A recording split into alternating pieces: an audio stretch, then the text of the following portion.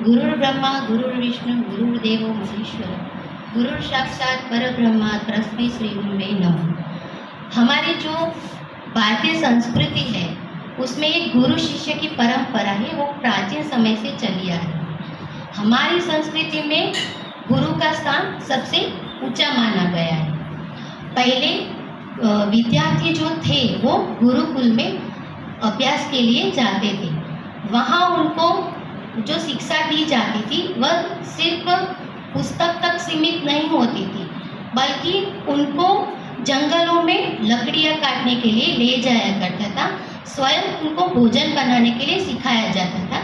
यानी कि ये जो शिक्षा दी जाती थी वह उनके जीवन जीने की कला सिखाती थी। इसके अलावा उनको आत्मनिर्भरता, अनुशासन, सेवा, परिश्रम, सत्य, ईमानदारी और त्याग जैसे आदि गुणों का भी अभ्यास कराया जाता था।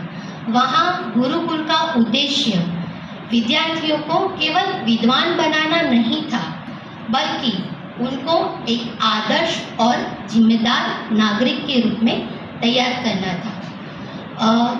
ये जो गुरु शिष्य की परंपरा है उसके गुरु शिष्य के संबंध जो बहुत ही उसके उदाहरण हमें बहुत ही मिलते हैं। जैसे कि श्री कृष्ण भगवान और सुदामा ने ऋषि मुनि सांदीपनि के आश्रम में से शिक्षा प्राप्त की थी। धनुर्धारी अर्जुन जिन्होंने गुरु द्रोणाचार्य के मार्गदर्शन से धनुर्विद्या सीखी थी, और स्वामी विवेकानंद जी का जीवन जो श्री रामकृष्ण परमहंस के मार्गदर्शन से भी निर्णायक साबित हुआ था। ये सब उदाहरण देख के ये स्पष्ट होता है कि जो गुरु होते हैं वह सिर्फ हमें शिक्षा नहीं देते, बल्कि हमें जीवन जीने की भी राह सिखाते हैं।